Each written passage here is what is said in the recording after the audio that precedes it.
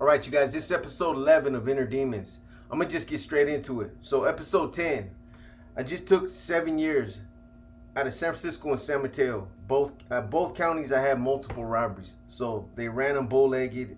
I ended up getting 7 years. I believe where I left off in episode 10 was I had got to San Quentin. I ran you guys down the whole purpose of the reception center and all that, how the point system works and all that. And then I had just met Paul Alavencia, Puerto Rican puppet, and Chocolate, and another guy named James Sotelo. Those were the three guys that would end up recruiting me. So I met Puerto Rican puppet out on the exercise yard. He basically took me under his wing. He started feeding me some of the bonds. He started educating me as far as what the cause meant, what it represented back then, why we were at war with the Sureños or the Mexican Mafia. We weren't really at, let me take that back. We weren't really at war with the Sureños. It was the Mexican Mafia that we were at war with, and that's how it was explained to me. The Sureños were just part of their agenda. But it wasn't really the Sureños that we were at war with, in theory. So anyways,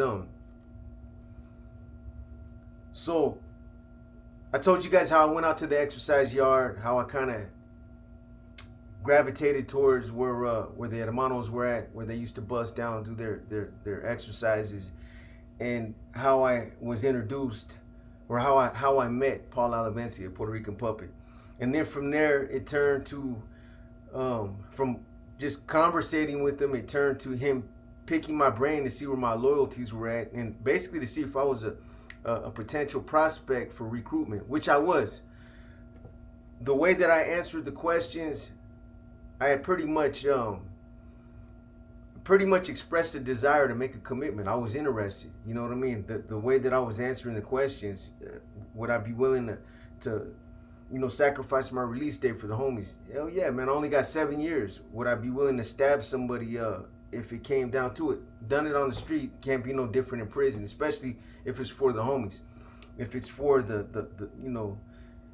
if it's for the best interest of the people, yeah, absolutely.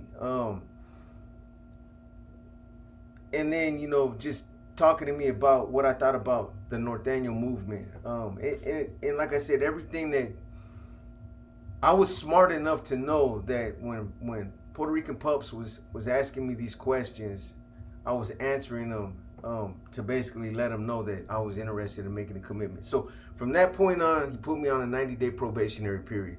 And like I told you guys, man, I can't emphasize this enough. The best way I can explain it when I say prison was different back in the 80s and the 90s, and how just the whole atmosphere, the climate, everything about prison was different. The way that it felt to hit that yard in San Quentin, the way that they filtered out the bonds to me. Like I said, it was in secrecy. When you got to see the bonds, man, I'm telling you, it was a huge thing. The bonds were kept in secret up until, honestly, man, up until like 92, when those indictments hit and all the bonds and the NF Constitution and all that became part of those brothers' discovery in San Jose. Everybody that got indicted back in the early 90s. Before that, the bonds were kept under lock and key. Nobody really got to see them. You heard about them. The NF Constitution was the same way. When these brothers got indicted and in San Jose, and I mean, this wasn't the first time. It had happened back in the 80s. It happened in the 70s, where the bonds in the format in the NF Constitution became part of discovery. And basically, when that happens, everybody that's part of the case gets to see them. It's interesting. Jerry had talked about that when we were doing a podcast, one of our podcasts. He was talking about, so like when they got indicted and they knew that somebody was scheduled to go out and get their discovery from their attorney, whenever they would come back to the tier, as soon as they got back on the tier, they were asked or mandated to relinquish the bonds, the format, the NF Constitution. I mean, literally, the carnals were waiting for him when they hit the tier. Hey, shoot that! You know what I mean? They probably, as soon as the CO got off the tier, they probably had a line up under the door. But you know, like Jerry said too, man. You know, a lot of the brothers didn't get to see the bonds, the format, until they became actual, or the Norteños didn't get to see them until they became members of the NR. So, I mean, if I would have gotten my discovery, I would have been looking at them too. I would have been reading them, you know what I mean? Especially the NF Constitution. But, you know, that stuff was kept under lock and key. Law enforcement are the ones that kind of exposed that when they printed everything in discovery, when they basically disseminated their discovery. So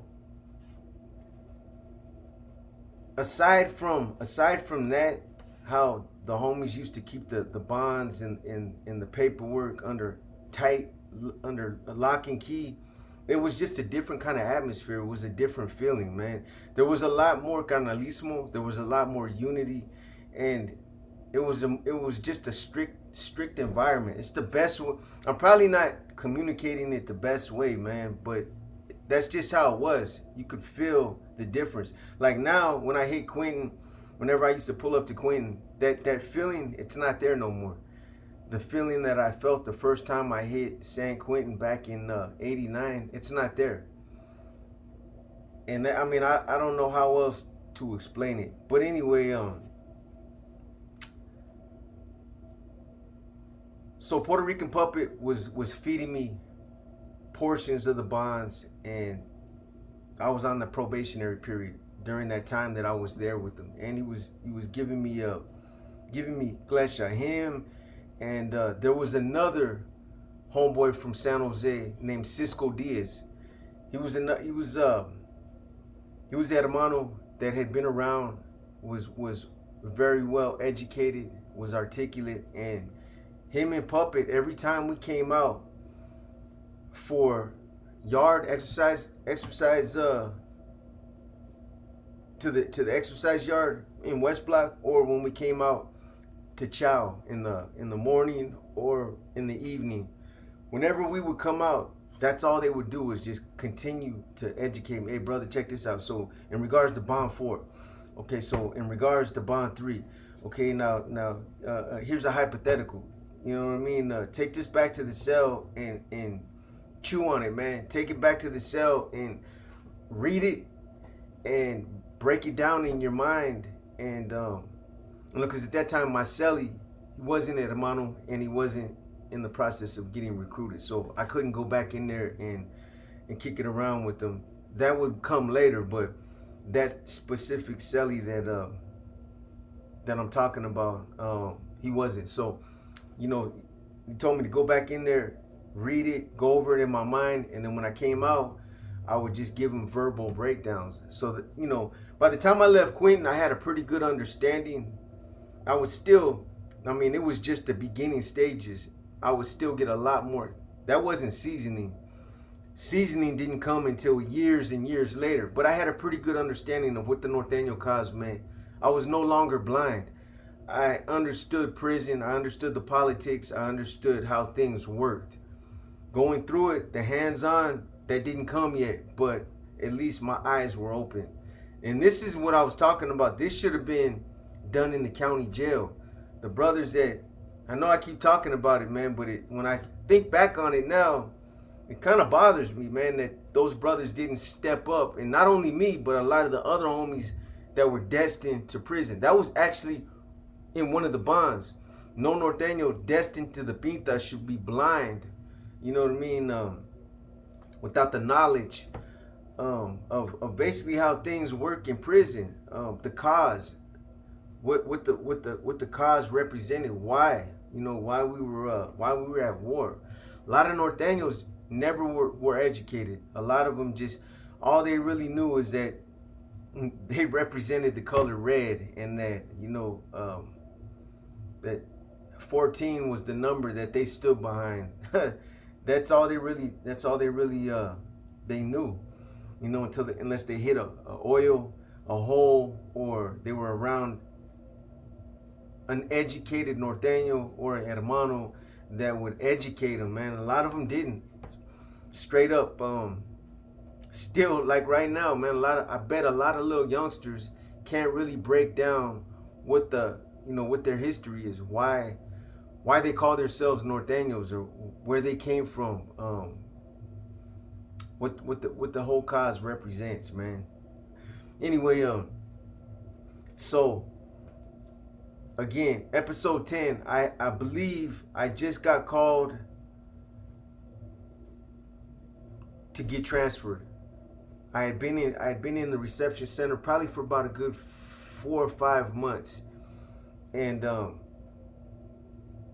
had went through the you know they I went through the educational part where they basically evaluated my level of education to see where I was at. I had talked to the counselor. I went and did all my medical stuff, so I was done there. They classified me as a level 2.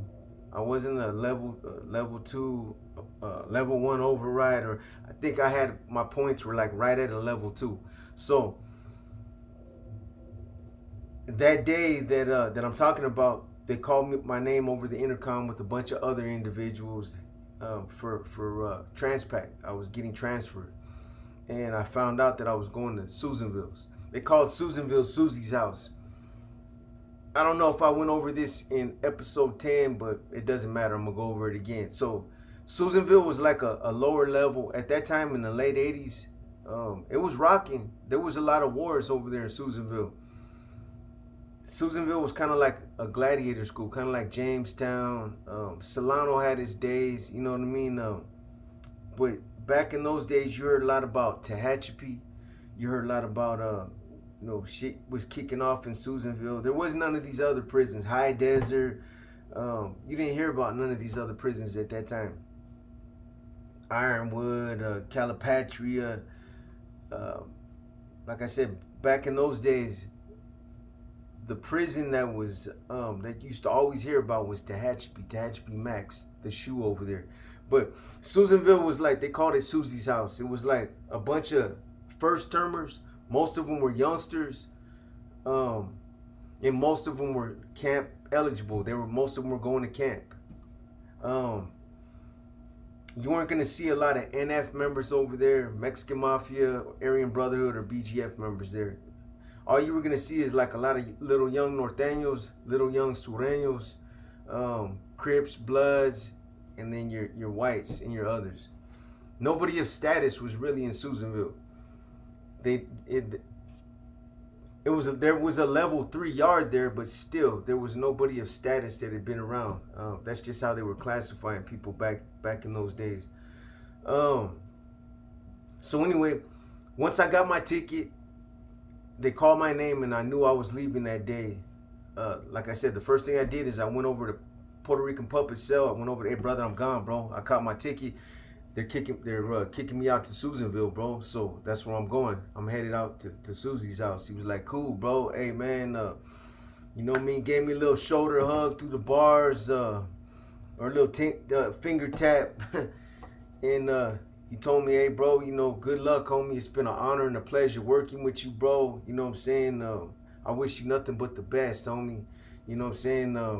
Go do your thing, man. Everything that we talked about, all the stuff that we went over, man. Now that you know it, go apply it, bro. You know what I'm saying? So he was like, before you lock it up right now, go over there to cell, whoop whoop whoop. That was Chocolate cell. And let that brother know that you're catching the bus, right? So that's what I did. I jammed over there to he was on Bayside at that time. So I went over to Chocolate cell, and I was like, hey homie, I was like, I'm gone, bro. Pubs told me to come over here and let you know, man, that they're putting me on a bus, bro. I'm out of here. I'm going to I'm Susie's house bound.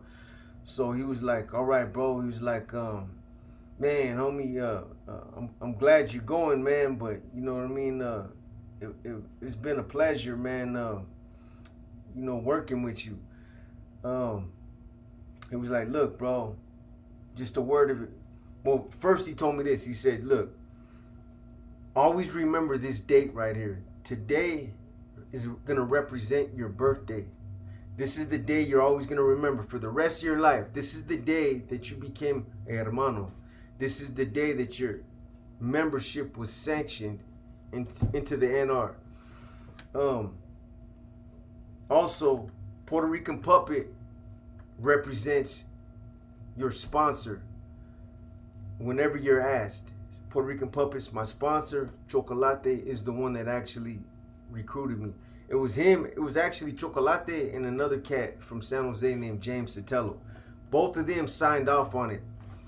I know that the recruiting procedures for the NR have changed over the years. I don't know exactly how it was back in '89, but from the way that it looked like two hermanos had to sign off on it as your the recruiters, and then you had another hermano that would act as your sponsor, the one that raised his hand for you, the one that recommended you for membership. So at any rate, that's how it was, man. So I always remember those names and that date for the rest of my life, man. For the rest of my career. Whenever I pull up to a household, or whenever I run into somebody active on the streets or in the county jail or another prison, and I was asked who recruited me, I would always identify Puerto Rican Puppet as my sponsor, and Chocolate and James Sotelo as my recruiters, man. So anyway, when you go to the reception center, that you don't really get the full prison experience over there, because for one, you're not really at war. You're gonna see some hits over there. You're gonna see some of these, whether it's the Norteños or some of these other guys cleaning the house, they might hit somebody, whack somebody here and there. Somebody got some bad paperwork or something over some disrespect like that. You're gonna see shit like that sporadically kick off in the reception center. But the real wars and the politics, you don't really get a good taste of that in the reception center. So I hadn't really had the full prison experience at that point yet. I had just been to the reception center, but I was about to get it right now. So anyway, I'm getting ready to hit a yard and be around other people, other group segments, the Woods, the Africanos, the Southsiders. So anything could happen. And I had heard some shit about Susanville. I had heard that it was kicking off, that it was rocking over there. They had just got off not too long before I got to Susanville. So I had heard about it, and I was kind of anticipating walking into a war zone. So anyway, man, I caught that bus. Again, I can't emphasize again how depressing those motherfucking bus rides are, man. You know what I mean? It felt like I was just going farther and farther away from home. Now I'm on my way to another prison, Susanville. So let's talk about Susie's house now. I get to Susanville. So again, you go through a lot of the same stuff that you go through in San Quentin. Get your fingerprints taken, your photo, because you're gonna get a photo ID and all that stuff in order to go anywhere on the yard, to go to vocation, or to go into another building, or to get on the weight pile. You need your photo ID. But anyway, so they take your picture, your fingerprints, and they process your property and all that. So it's a trip, man. So anyway, after we come out of R&R, we hit the yard. We walk through the yard. And as we're walking through the yard, the whole yard, you can see people on the yard looking at us. They all know that we're fish, new arrivals and shit. Now, keep in mind, man, before I went to prison, I was gangbanging pretty hard, man. The Sureños hadn't really migrated to Northern California yet, or they weren't really out there like they would be in the early 90s. You had small pockets of them in different areas. We had some in Frisco. shout out to all my Southside boys, man. You know what I mean? You guys know what's up. I'm just talking about some of this old shit. But anyway, so this was gonna be the first time I was gonna be around Southsiders and have to hold my composure. I was used to whenever I would see them cats, either they'd rush me or I'd rush them. But now walking out to a yard and seeing these guys, man, it was a trip for me. It was almost like too much for me. I don't know how to explain it. Too much to handle, man. I seen them and I started tripping, man. You know, before I even put my bags down, I'm already mean mugging some cat, and he's mean mugging me. He's got two boys with him, and they're like, yeah, you know what I'm saying? I'm like, fuck, bro, it's on, bro. You know, I'm telling the homie, bro, you see these cats? You know what I mean? He's like, nah, bro, kick back, homie. It's all good, bro. And I'm like, dude, I take my jumpsuit down, I tie it around my waist and shit. You know, you gonna get off with the jumpsuit on, man. You can't fight with no jumpsuit fucking up over your shoulders, man. You know what I mean? You gonna, every time you throw a punch, your motherfucking jumpsuit's gonna go up your ass, man. Nah, but so when I see these cats, man, I see him me mugging me. I take my jumpsuit down, tie it up, and I'm thinking I'm about to get off already, man. I'm like, where the fucking homies at? Why are these cats tripping like this already, man? You know what I mean? What kind of yard is this? But the homies were spread out. I don't know. These cats were just some youngsters. Later on, I'd find out this specific Sureño, his name was Gato from San Fernando. Had a history, or had a habit over there at that time of kicking up some dust with the homies, and I would actually end up getting into it with this same cat later. But you know, he was out there trying to push a hard line. I don't know what they were doing over by R&R when a new bus would come from Northern California, but they were over there like straight mean mugging everybody that got off the bus, man. Anyway, I remember thinking that, damn, bro, we're gonna get off already. You know what I'm saying? I didn't think there was any homies out on the yard. Like this was just a south side yard or something, man. You know what I mean? And I know I'm getting off track here, man, but you guys need to remember too. The other thing that stood out to me that both Puerto Rican Puppet and Chocolate had told me was, when you get to Susanville, just fall in line. Just fall in line, bro. Just program and just get in where you fit in, and don't do nothing extra, man. You know what I'm saying? They'll find you. Don't expose your hand. You know what I mean? Because like I said before, NR members were considered a disruptive group back in those days. And this was before they revised the validation process. So they were throwing homeboys in the shoe left and right back in those days. And if I would have went up there and would have been just like, yeah, I'm an NR member to anybody and everybody, somebody would have told on me, and they would have got me off the yard. They would have rolled my ass up. So, you know, the main thing back in those days was to keep your status under, you know, to be security conscious, man, not to be exposing your status to just anybody, because people would tell on you, get you off the yard, drop a kite on you. So anyway, after this incident with these Southsiders, we end up, some of the other homies, I guess they seen that a bus had pulled up, so they finally started coming out. I ended up seeing Ruben from Hayward, Ruben Feeble, that I knew real good from San Quentin. Me and him would become tight years later, and I know his brother Boo Boo. He's another good homie. But anyway, so it was Ruben and another homeboy named Johnny from Salinas. They came up. They're like, "Box, what's up, boy?"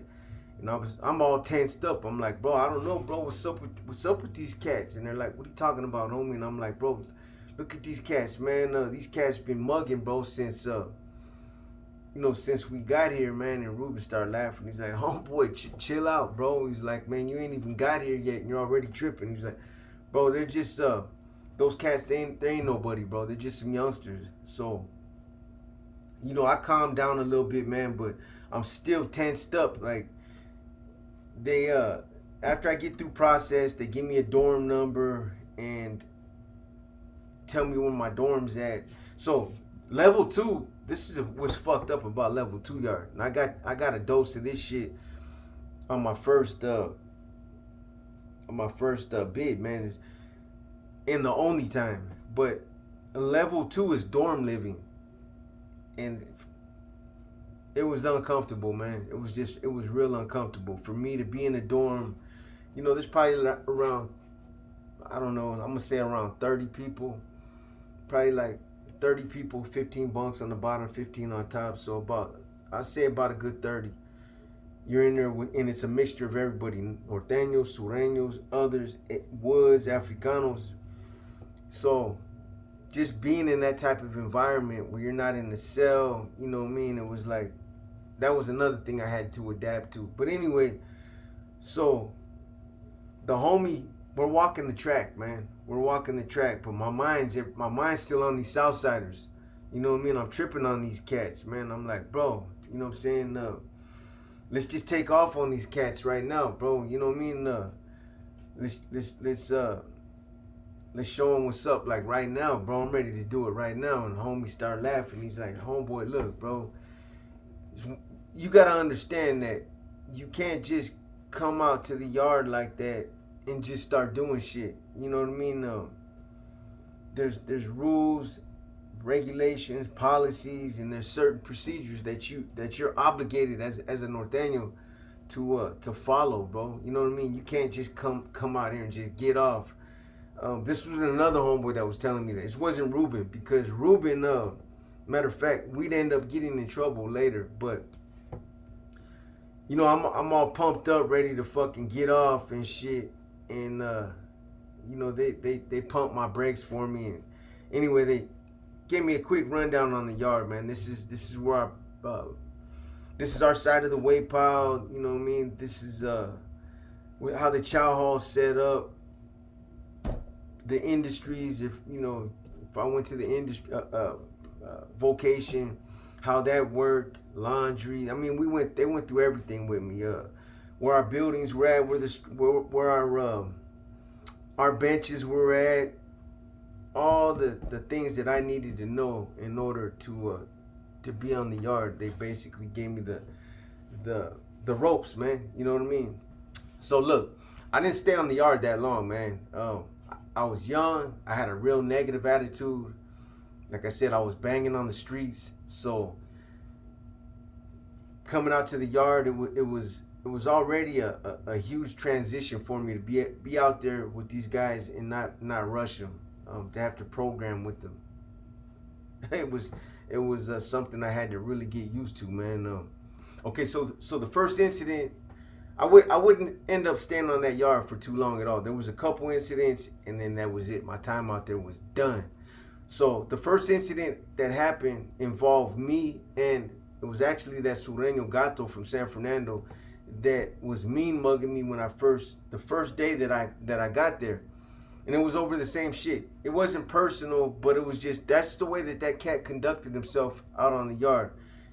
He walked around the track and everywhere else, mean mugging homies. You know what I mean? He used to wear his little lokes, his murder ones, and I caught him looking at me, and that's all it took, man.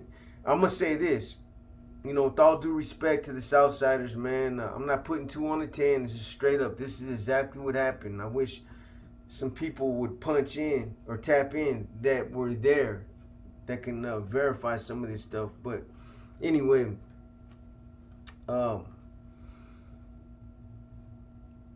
so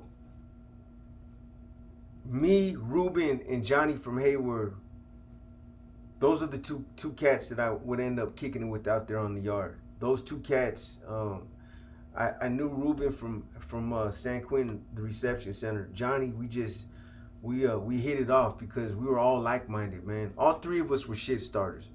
So okay, so the first incident, I'm gonna walk you guys through a couple incidents that happened out there. But the first incident actually involved Ruben Feeble from Hayward and that same Sureño Gato from San Fernando, the one that was trying to mug mugged me and some of the other homies when we first got there the first day. So, and it was over the same shit. Gato was walking around on the yard, mean mugging. I mean, this cat thought he was tough.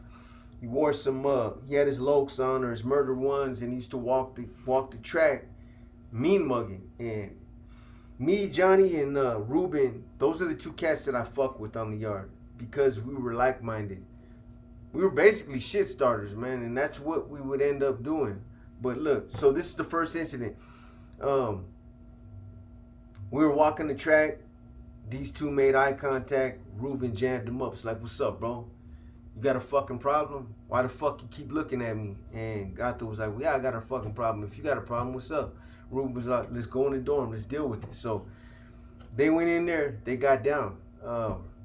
Ruben got him.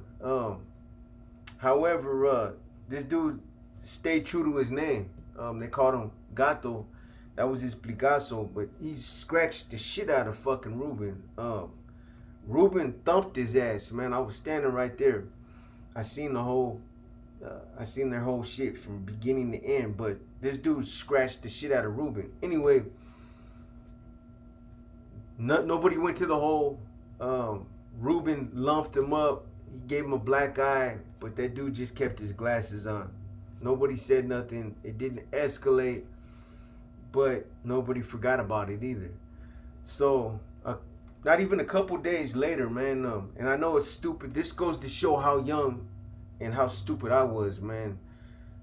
I was 19 years old, and it was snowing out there. It was snowing. It was in the wintertime. Susanville is typical. It's always snowing out there. The Southsiders put up a snowman. They built a snowman on the yard, in the middle of the yard. Big ass snowman, right? And then they threw a blue, I don't know what they had. It was some kind of blue fabric that they tied around his head to make it look like he had a blue bandana on. So we're walking the yard and I see it. I see the snowman. My dumb ass. I'm like, bro, check out this fucking snowman. These cats are fucking, it's disrespectful, man. You know what I mean? The other homie's like, yeah, bro, you should go knock that motherfucker down. Ain't had to say nothing else. I took off. Fucking straight bum rushed that motherfucker, man. I tackled the snowman. Boom! I hit that motherfucker. Knocked it down. And we laughed about it, right? But that incident ended up kicking some shit off, man. Believe it or not. That's how stupid and how young-minded a lot of us were. So, the Southsiders, apparently, they took issue with me knocking their snowman over. You know what I mean? And they interpreted it as a form of disrespect. Now, they used to have, I don't know if they still have them or not, but they used to have what are called yard reps. Nobody liked yard reps either, man, because they were kind of like inmates with fucking badges. These were the guys that basically worked with the administration to make sure that the yards were problem free. If there was an incident out there, the yard rep, like you had a northern yard rep, a southern yard rep, a yard rep that represented 415, one that represented the Crips, one that represented the Bloods. Well, these were the ones that would come out, they would be out on the yard and they would address any kind of issue that came up, and they'd also talk to the administration and work with them to resolve issues. If certain individuals needed to get off the yard in order to avoid a conflict, the yard reps got them up out of there by dropping a dime on them. You know, they were like they were like cops. They were like basically inmate cops.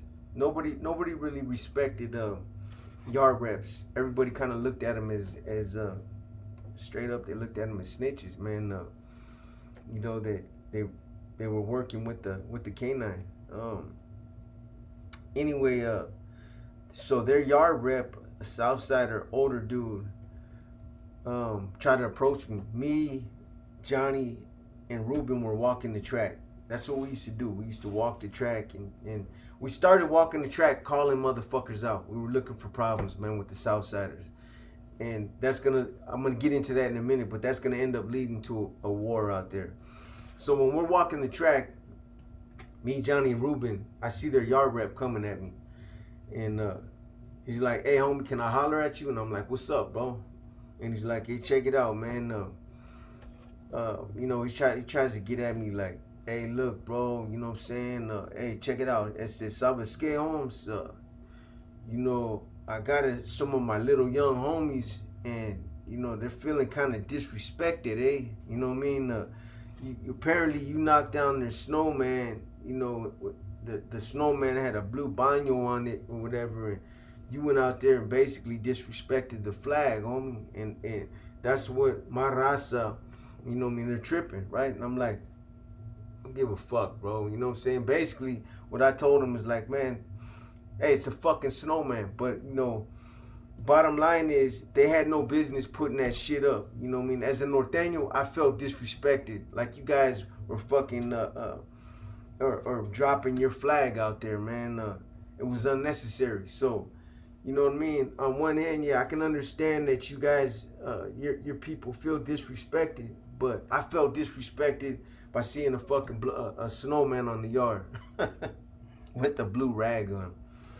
So anyway, in mid conversation, I just walk away from this cat like I didn't have no respect for him, and he's trying to talk to me, and I ended up walking away.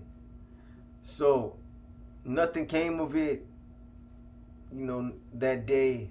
It was but just a bunch of bad feelings. It was leading up to what was about to come. So from that point on, me, Johnny, and Ruben, when we were walking the track, we were taking turns. We were taking turns calling out Southsiders. That's what we were doing. It was Johnny's turn at one time it was Ruben's turn, and one time it was my turn. We just walk up. We walk up to somebody, and they wouldn't even be having to look at us, man. We just walk up and be like, hey, what's up, motherfucker? What you looking at, bro? Hey, let's take it in the dorm. Like, motherfucker be playing horseshoes or basketball, wouldn't have no idea what the fuck we were talking about. But we just come over there, and that's how we would say it. And, 1 minute these dudes are doing their thing, and the next minute they're in a fucking full-fledged fight with one of us, because that's what we were doing. We were going around that yard starting shit. But that's, again, man, that just goes to show how young and how uneducated our mentality was back in those days, man. We definitely should have had cuts, and man, it just goes to show how aimless, and how we were, and how young of a mentality that we had back in those days, man. Anyway, so at one point, and I'm gonna tell you guys like this straight up, man, none of us lost.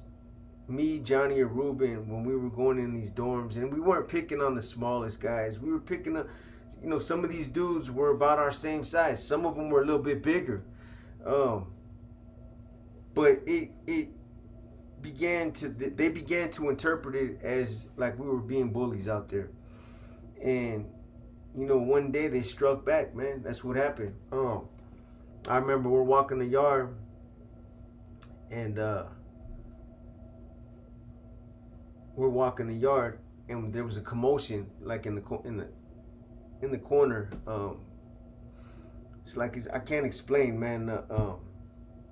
It was just there's 4 corners on that yard, and this area where this happened at, in between 2 dorms, there's like a corner over there by like where the barber shop's at. But anyway, so something happened, and we just see a bunch of movement. We see like 7 Southsiders run up the stairs, and then they're running up on the top tier, and we're like something just happened, right? And we're trying to figure it out, man. So we were, I forget what we were doing, man.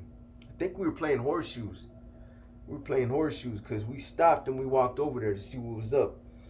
So we walk into a dorm where apparently something had happened, because one of the homies was like, hey, bro, the homie Weasel's, he's on the floor over here, bro. So we go in there. I remember going in, I seen Weasel from Fresno, Anthony Trujillo, good dude, wasn't a bulldog, didn't play none of that shit, was Marcelli in the oil later on, but anyway, he was laid out.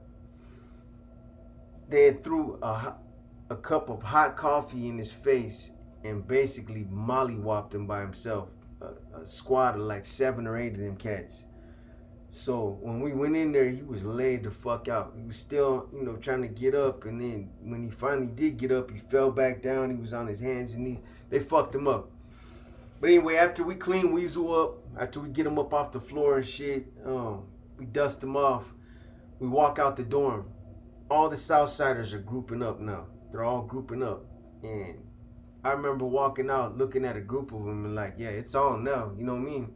So they come on the intercom. Yard recall, everybody lock it up, right? Administration already knows something kicked off. They got gunmen, they got gunners up on the roof walking around, coming out the gun tower, so they know they were getting ready to start shooting, you know what I mean, if something was to kick off. So we start telling all the homies, hey, when you go back to your dorm, get off, bro. Everybody, mandatory. It's a mando. When you get back to your dorm, get off. So that's what we were telling homies.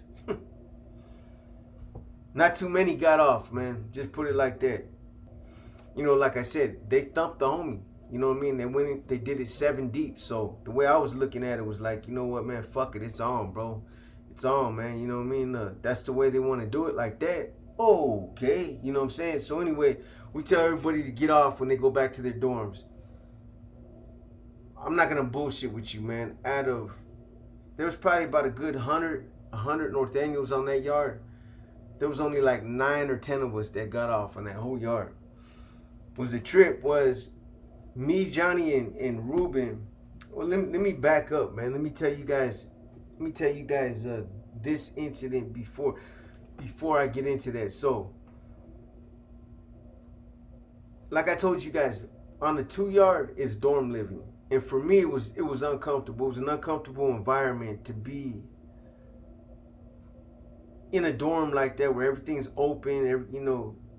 You ain't got no privacy and just everything's out there on Front Street, man. And it's a different way of living with a bunch of different dudes, man.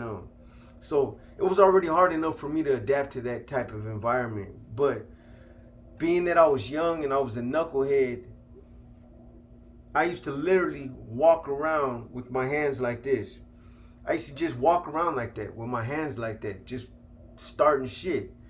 And the Southsiders knew that I was a little troublemaker. The dorm that I had initially moved in was I think it was like 62, but there was a cat in there from Hayward. I think his name was Cholo, man. It's been so long, can't remember.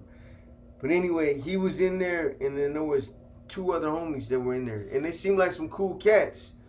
But the way that I conducted myself and the way that I was acting around some of the Southsiders, I was mean mugging them cats, like they were mean mugging me, and I already had a history of going in the dorm with a couple of them. So what I'm trying to say is, the dorm I was living in, the Southsiders were uncomfortable with me living in there. So what they did was they got at the homies and they were like, hey, your homie that just moved in,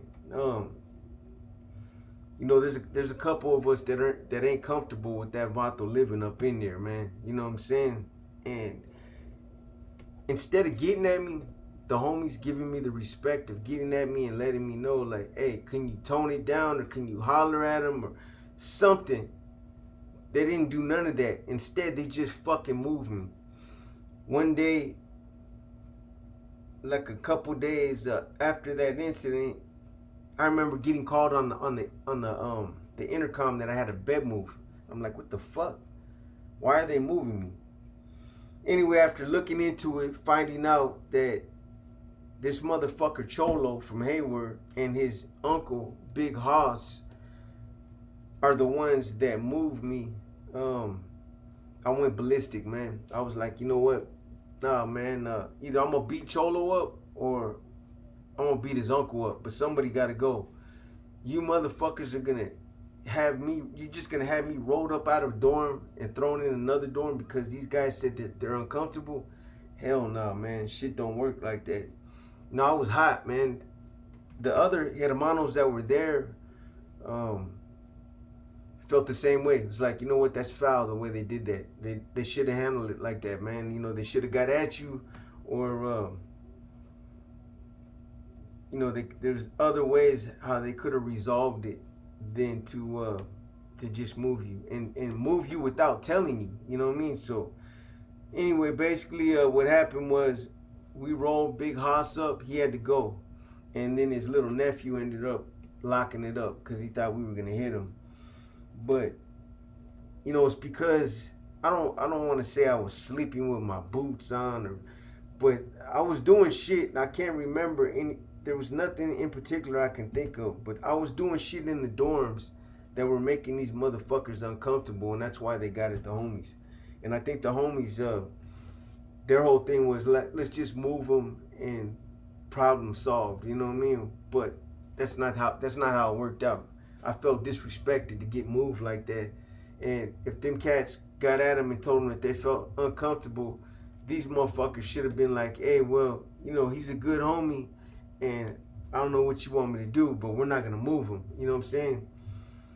So I took it as disrespect, man. And as a result, those two homeboys had to get off the yard. Anyway, so let me get back up to where I was as far as the incident on the yard now. So we were telling everybody once they get back to their dorms to get off. Now me, Johnny, and Ruben were all in the same dorm together. There was only one Sureño in our dorm. He was an older dude, bald-headed dude, used to walk the track with his Walkman. That's all he used to do. He wasn't no youngster, wasn't out there kicking up no shit, but he was still a Southsider. And because he was a Southsider, he had to go. And it's a trip, man, because when we walked up in the dorm, he knew. He straight up knew what time it was, man, because I remember watching him. We didn't just go in and just thump them right off the bat. We were like, hey, wait till they lock all the doors, because they were coming by locking all the dorms. And wait till they come by, and then we'll get them as soon as they lock the dorm up. So I remember watching them when we went in the dorm.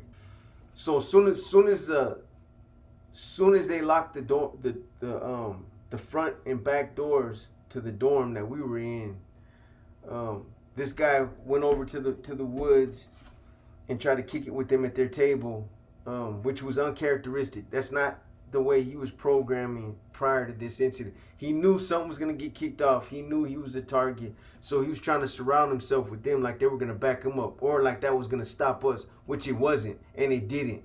But what ended up happening was the Africanos peeped the whole move. They seen what was going on. We didn't say nothing to them. They came up to us and said, hey, check this out, homie. We just peeped that whole move. This dude going over there kicking it with these woods, that shit ain't happening. If they're going to get involved, we got your back. Go ahead and handle your business with that dude. And that's what we did, man. That's exactly what we did. So I went up into the TV area where this guy was kicking it with the woods, and I told him straight up, hey, homie, let me get at you, bro. And he was like, well, what's up, man? And I'm like, let me holler at you, bro. I want to get at you about something. And he's like, well, you can't talk to me right here. And I said, okay, bro, since you want to act like this, you already know what time it is, bro. You got an issue coming on me. So you want to do it like this? We can do it like that. You know what I mean? And basically, he wouldn't get up. You know what I mean? So we rushed him we rushed him right there where he was at, right at the table he was sitting there with the woods. The woods backed up and didn't have nothing to do with it. They didn't even try to help him, didn't try to assist him. And I mean, we stomped this dude out pretty good, man. It's like not even 5 minutes after we stomped him out, and we just left him in there. We left him on the floor in the TV room, laid out up under the bench, fucking laid out. But not even 5 minutes later, the COs came back. They were going from dorm to dorm, looking at everybody's knuckles and looking for any kinds of signs of combat. And as soon as they came in, man, they cuffed us all up. We all, our knuckles were all lumped up. And this dude was still laying on the floor in the day room, bloodied up. So they ended up taking me and they took me and Ruben first that night. Johnny slipped away. They didn't see no marks on his knuckles, but somebody ended up dropping a kite. And so he ended up coming to the hole like a day or two after me and Ruben got there. Anyway, going to the hole, it's another, in Susanville, it was another experience, man. That's just crazy. All the shit that started happening from that point on in prison, it's crazy. You know, with that said, this is probably a good time to cut it right now because I'm going to be going into a multitude of issues that happen on the yard. I can guarantee you guys that I know I probably don't got my mojo all the way back right now, man, because my mind's all over some other shit. But I promise you, man, episode 12 is going to be a banger because I'm going to start getting a lot of the shit that happened on the yard that, you know, how the politics from the 2 yard ended up spilling over onto the 3 yard and how some of those swingers that would come over from the 2 yard, it was just like as soon as we seen each other, man, it was on and popping. You know what I mean? So I'm going to go ahead and cut it right here. Again, I hope you guys enjoyed this episode of Inner Demons. I'm not sure if I'm going to be going live tonight, but if I do, I'll see you guys there. You guys have a good one.